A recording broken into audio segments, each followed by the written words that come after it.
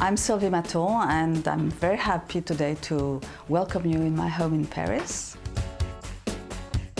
It's a bit more than a home. It's a very Parisian apartment, but also a kind of whole studio, as my late husband Charles Matton was an artist, and you're now going to discover his art.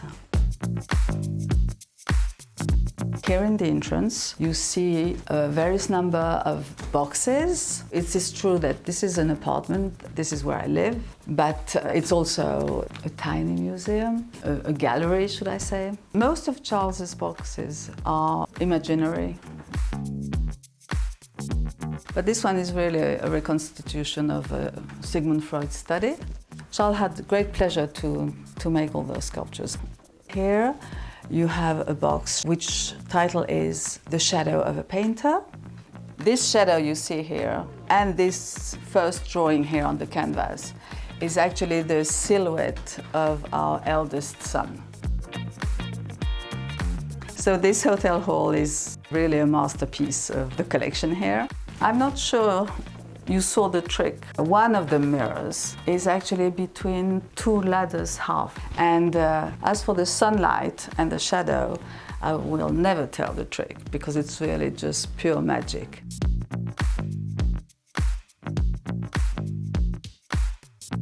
So there's much more to see, so please follow me. This is our salon. This is a very typical Parisian space from the Haussman type of architecture. This ceiling is very particular because it is a self-portrait. I mean, we all know that the interiors do represent also the brains of the ones living in it, especially when they're artists, of course. So having set up gold leaf on only 1/3 of that ceiling was the way he represented himself. This sculpture welcoming us when we enter the room is La Grande Lulu. I guess it's a very specific kind of sculpture, as if it was a 3D dimension from a photo taken with a short lens. There are many things on this buffet.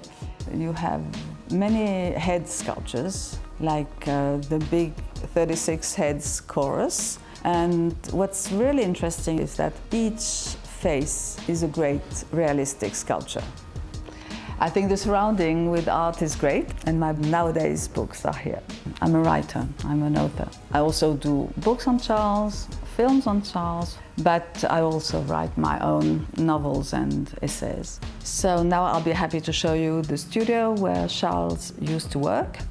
And we're still working in that place. You know, it's not a sanctuary, it's a living studio.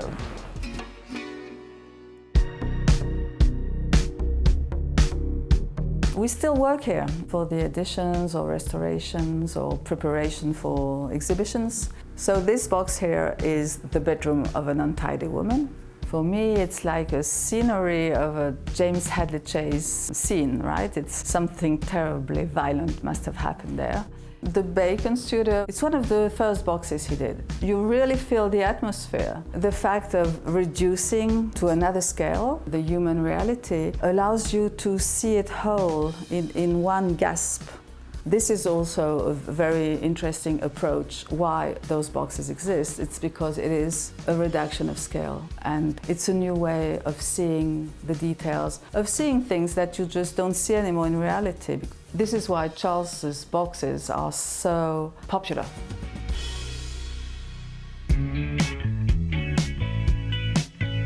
So as you can see, even in the bedroom, there's a lot of art. It's a very comfortable room because it's south. So the light here is very smooth and very nice. High ceilings always. It's a lovely place to sleep, but it's also a lovely place for reading and working. So this is one of the paintings of the series of rugby and American football. I think it's a beautiful painting. And geometrically, it's really interesting. So here you have two homages to Velázquez, two sculptures with the Menina. One is looking at herself in a mirror, but there's no mirror. And the other one is with her suivante. You think there are two sculptures. In this box, there's a mirror, and the sculpture is a double-faced sculpture. And here you have the angle paintings, which from my point of view are really great. I mean, it's fun. It's brilliant and full of humor.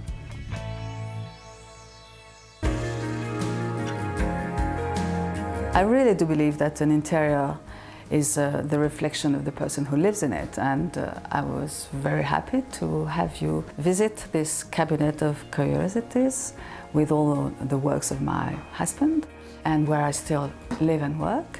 So I'm now waiting for you to invite me to your home so that I can get to know you a little bit better.